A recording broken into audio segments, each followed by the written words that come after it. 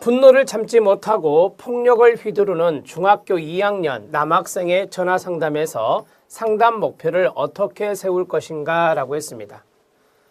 이런 질문에 이제 첫 번째는 분노를 참지 못한다 라고 했죠.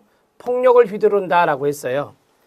그러면 우리가 이제 상담의 목표를 잡을 때는 이런 것들이 이제 사례 개념하에 이제 상담 목표 설정이 나오는데요. 행동적인 문제가 있잖아요. 그렇죠? 행동적인 문제가 있으니 행동 수정 전략을 목표로 상담을 진행하되 전화 상담보다는 직접 대면 상담을 권유하는 것이 좋을 것입니다. 라고 했습니다. 여러분 여기 전화 상담이라고 하는 것이 있잖아요. 전화 상담보다는 대면 상담을 통해서 행동을 수정해 나가는 전략이 훨씬 더 효과적이기 때문에 그렇게 권유할 수 있다라고 하는 것입니다. 자, 상담의 목표를 어떻게 세울 것인가 라고 했는데요. 행동 수정의 전략이라고 그랬잖아요.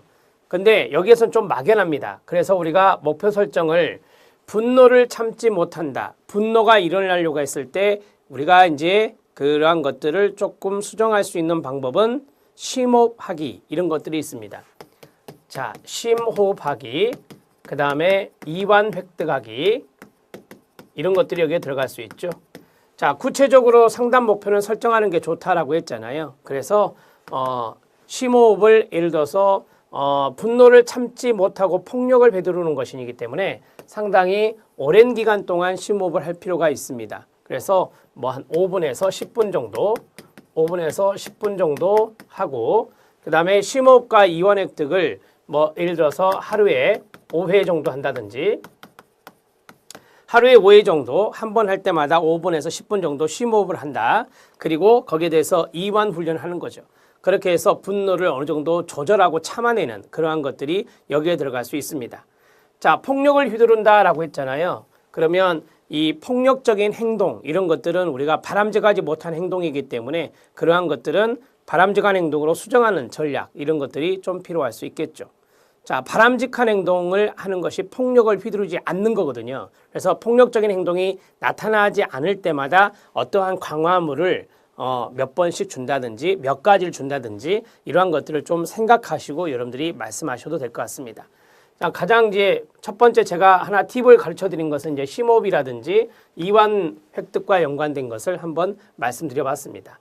자, 이렇게 이제 큰 방향만 잡아드렸잖아요. 좀 더 구체적으로 말씀하시려면 이렇게 말씀하시는 게 좋습니다. 18번 들어갑니다. 자, 18번은 상담실로 들어가 내담자가 벽을 치고 소리를 지르며 난동을 부리는 상황에서 밖에 있는 상담자인 당신은 어떻게 대처할 것인가 라고 했습니다. 지금 청소년이 상담실로 들어갔어요.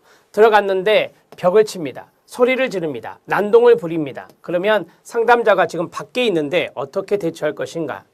상담실에서 내담자가 난동을 부린다면 동료들과 상의해서 이를 해결하는 노력을 해야 될 것입니다. 혼자는 힘들 수 있어요. 그래서 동료들과 같이 상의해서 협력하는 자세로 이거를 해결하려고 노력을 하는 게 좋다는 것이고요. 최대한 진정시키기 위해 힘쓸 것입니다. 라고 했습니다. 그것이 어렵다면 상담 진행이 어려움을 내담자에게 말하는 것이 좋습니다. 자, 이러한 상태라면 상담이 어렵습니다라고 그 내담자에게 분명하게 이야기하라는 것입니다. 우리가 이제 벽을 치고 소리 지르고 난동을 부리는 상황이다. 그러면 여기에서는 상담 센터라든지 그 내부에서 이것을 해결하려는 노력이 먼저 필수적으로 이루어질 필요가 있다라고 하는 것이고요.